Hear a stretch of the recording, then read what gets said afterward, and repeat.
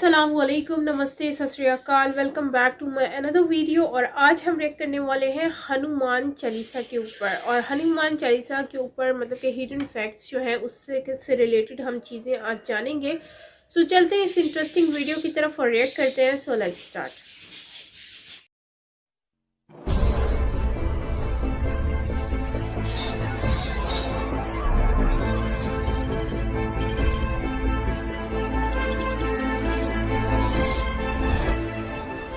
अगर आपने illusion India को अभी तक सब्सक्राइब नहीं किया है तो मिस्ट्रीज और फैक्ट्स जानने के लिए तुरंत ही सब्सक्राइब करें और उस बेल आइकन को भी दबा देना। दोस्तों, राम भक्त हनुमान जी को कौन नहीं जानता, और हनुमान जी के नाम सुनते ही तुलसीदास ने लिखी हनुमान चालीसा के बारे में याद आती है। तुलसीदास जी ने हनुमान चालीसा को 16वीं शताब्दी में लिखा था, जब अकबर ने उनको कारागार में बंद किया था। कहा जाता है कि हनुमान चालीसा के लिखने के तुरंत बाद अकबर के महल पर सैकड़ों वानरों ने हमला किया, जिसके डर से अकबर ने तुलसीदास जी को आज़ाद किया।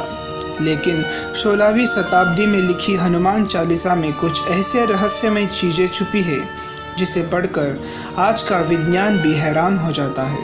आज इस वीडियो में हम ऐसे 3 रहस्यों के बारे में बात करने वाले हैं। तो नमस्कार मित्रों, मेरा नाम है प्रशांत और आप देख रहे हो इल्यूजन इंडिया। तो बिना किसी देरी के शुरू करते हैं। पहला रहस्य है हनुमान चालीसा में सूर्य और पृथ्वी के बीच का अंतर का वर्णन। जी हाँ दोस्तों, सही सुना। आप सोच रहे होंगे कि आपने हनुमान चालीसा पूरी पढ़ी है, लेकिन ऐसा तो कहीं नहीं है। तो मैं आपको आज यही बताने वाला हूँ। हनुमान चालीसा का श्लोक क्रमांक 18। युग सहस्र योजन पर भानु, लील्यो ताहि मधुर फल जानू। दोस्तों, एक युग यानी कि 12,000 वर्ष, एक सहस्र यानी कि 1,000 वर्ष, और एक योजन यानी कि 8 मील। युग सहस्र योजन यानी कि इन 3 अंकों का मल्टीप्लिकेशन जो होता है 96 मिलियन माइल्स। 1 मील यानी कि 1.6 किलोमीटर, 96 मिलियन माइल्स यानी कि 15 करोड़ किलोमीटर। और आज के नासा जैसे बड़े बड़े स्पेस रिसर्च ऑर्गेनाइजेशन के अनुसार पृथ्वी और सूर्य का बीच का अंतर है 15 करोड़ किलोमीटर। क्यों चौंक गए ना दोस्तों? तो इस श्लोक का मतलब ऐसा है कि युग सहस्र योजन इतनी दूर जाकर आपने सूर्य को मधुर फल समझ के खाने का प्रयास किया। दूसरा रहस्य, डिमिन्यूटिव फॉर्म एंड गाइगेंटिक फॉर्म। बचपन से ही सीखते आए हैं कि बिना किसी एक्सटर्नल एनर्जी के मास को बढ़ाना असंभव है। क्या कोई व्यक्ति या इंसान अपने इच्छा अनुसार अपने शरीर को बड़ा या छोटा कर सकता है? हाँ, इस वक्त आपके दिमाग में मार्वल्स के एंटमैन याद आया होगा, जिनके पास भी फिल्मों में ऐसी ही ताकत दिखाई गई है। लेकिन दोस्तों, सच्चाई में रामायण के राम भक्त हनुमान जी के पास भी ऐसे ही एक शक्ति है, जिससे वे अपने शरीर का आकार छोटा या फिर बड़ा कर सकते हैं। हनुमान चालीसा का श्लोक क्रमांक 9 और 10। सूक्ष्म रूप धरि सियहि दिखावा, विकट रूप धरि लंक जरावा। भीम रूप धरि असुर संहारे, रामचंद्र के काज सवारे। जिसमें सूक्ष्म रूप यानी कि छोटा आकार और भीम रूप यानी कि बड़ा आकार। अगर आप सोच रहे होंगे कि उनका आकार कितना छोटा या फिर कितना बड़ा हो सकता है, तो आपको उसका जवाब रामदास स्वामी जी के मारुति श्लोक में मिलेगा, जिसमें कहा गया है कि अणुपा सुनी ब्रह्मांडा ये बड़ा होता जात से, यानी कि हनुमान जी का आकार एक अणु से लेकर यानी कि एक एटम से लेकर ब्रह्मांडा यानी कि एक यूनिवर्स जितना बड़ा हो सकता है। तीसरा रहस्य, 1000 हेडेड स्नेक। हिंदू पुराणों में अनंत शेषनाग के बारे में लिखा गया है। कहा जाता है कि अनंत शेषनाग एक ऐसे नाग है जिन्हें 1000 सिर है। इतना ही नहीं, बल्कि इस अनंत शेषनाग का संबंध सीधा समय यानी कि टाइम से किया गया है। कहा गया है कि जब शेषनाग सीधा होता है तब समय आगे की तरफ चलता है, जिसके चलते ब्रह्मांड का निर्माण होता है। और जब ये शेषनाग कुंडलित हो जाता है या फिर गोल आकार बना लेता है तब इस ब्रह्मांड का विनाश हो जाता है। जब सब कुछ खत्म हो जाता है तब एक ही चीज़ बची हुई रहती है और वो है शेषनाग। इसलिए इन्हें शेष कहा जाता है, यानी कि बचा हुआ, और ये साइकिल चलता ही रहता है।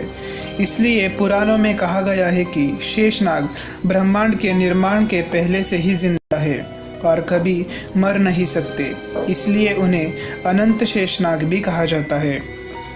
हनुमान चालीसा का श्लोक क्रमांक 13। सहस बदन तुम्हारो यश गावे, असक ही श्रीपति कंठ लगावे। यानी कि श्री राम जी ने हनुमान जी को गले लगा के कहते हैं, वो 1000 सर वाला शेषनाग भी तुम्हारा यश गाएगा, जिससे फिर एक बार शेषनाग का होने का सबूत मिलता है। समय से जुड़े शेषनाग के बारे में और भी बहुत रहस्यमय चीज़ें हैं, जिसे मैं अलग वीडियो में आपको बता दूंगा। आज के लिए बस इतना ही। अगर आपको यह वीडियो अच्छा लगा हो तो शेयर करना बिल्कुल मत भूलना। मिलते हैं अगली बार और भी ऐसे रोमांचक भरी टॉपिक के साथ। तब तक खुश रहे, सुरक्षित रहे। जय हिंद। फ्रेंड्स, ये वीडियो में हनुमान चालीसा के बारे में बताया गया है कि हनुमान जो है उनका चालीसा जिन्होंने लिखा था उनको जो है अकबर के महल में कैद कर लिया गया था। मतलब कि उनको कैद कर लिया गया। ये एक हिडन जो है वो उसके बारे में बताया जाता है। लेकिन हनुमान चालीसा जो कि जब कोई सुनता है तो उसमें वो इतना पावरफुल है। इवन तो मैंने खुद भी सुना था, हमने रिएक्ट भी किया था, तो काफ़ी वो मतलब हैवी और पावरफुल होता है।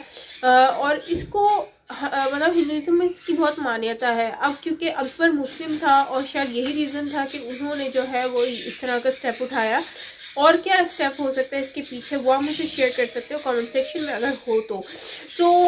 इसके अलावा जो है हनुमान की जो और वानरों ने उसके ऊपर जो है वो हमला कर दिया था, ये कहते हैं। और वानर के नाम से अगर मैं कहूँ तो वानरों ने यार जब इंडिया और जब वानरों ने जब हुआ था राम जी और सीता जी का मामला हुआ था, तो उसका यार जो था रावण था उसके साथ, तो वानरों ने बहुत ज़्यादा उसमें सहायता की थी हनुमान जी की और साथ में राम जी की, क्योंकि उस टाइम पर ये लोग दोनों ही बहुत ही मुश्किल वक्त से गुजर रहे थे। लेकिन उन्होंने जो है इन सारी चीज़ों को फेस करते हुए सारी चीज़ों को साथ में लेकर चले।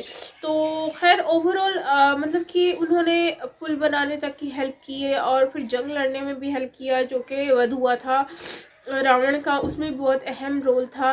राम जी की सेना बन के वो चले थे, तो काफ़ी अच्छा एक वानर का रोल भी बहुत अहम था। इसके अलावा अगर हम बात करते हैं हनुमान जी की, तो उन्होंने जब सूरज खाया था, सूरज खाने लगे थे, खाया नहीं था, खाने लगे थे मेरे ख्याल से, तो उस टाइम पर भी जो है वो हनुमान जी जो है उनको खाने से मना कर दिया गया था, इतना तो मुझे भी पता है। और फिर उसके बाद उनको ज़मीन पे फेंक मतलब कि उनके सर पे कुछ मारा था, तो जिससे नीचे गिर गए थे, क्योंकि वो रुक नहीं रहे थे खाने पीने से, तो जिसकी वजह से उनको रोक दिया। इससे पता ये चलता है कि वो कितनी शक्ति वाले हैं। कोई भी सूरज तक नहीं पहुंच पाया था, लेकिन हनुमान जी जो हैं वो जाके चांद तक तो लोग जाते हैं, लेकिन सूरज तक कोई आज तक गया ही नहीं है। लेकिन हनुमान जी गए सूरज तक और उन्होंने उसको खाने की भी कोशिश की। और मज़े की बात यह कि उसको फल समझ के खा रहे थे। लेकिन वही बात है कि हनुमान जी जो हैं वो बहुत ही पावरफुल थे उस टाइम पर। और जिस तरह से उन्होंने उस टाइम पर राम और सीता जी के जो मिलाप करने के लिए उन्होंने नदी के ऊपर से कूदे, तो वो गंगा का रोल और वो सारा रोल जो है वो हमारे सामने ही आता है। तो खैर ओवरऑल अच्छा वीडियो था और काफ़ी हनुमान जी से रिलेटेड फैक्ट्स जो हैं वो हमें जानने को भी मिलते हैं और बहुत कुछ पता चलता है कि हनुमान जी एक्चुअली थे कौन, क्या था उनका और क्या कॉन्सेप्ट था। सो फ्रेंड्स, आपका क्या कहना है इस वीडियो के बारे में मुझसे ज़रूर शेयर कीजिएगा कमेंट सेक्शन में। और इस वीडियो में कितनी सच्चाई है, कितनी रियलिटी है, वो भी आप मुझसे शेयर कर सकते हो कमेंट सेक्शन में। सो मिलते हैं नेक्स्ट वीडियो के साथ। टिल देन टेक केयर, अपना बहुत सारा ख्याल रखिएगा। Bye bye.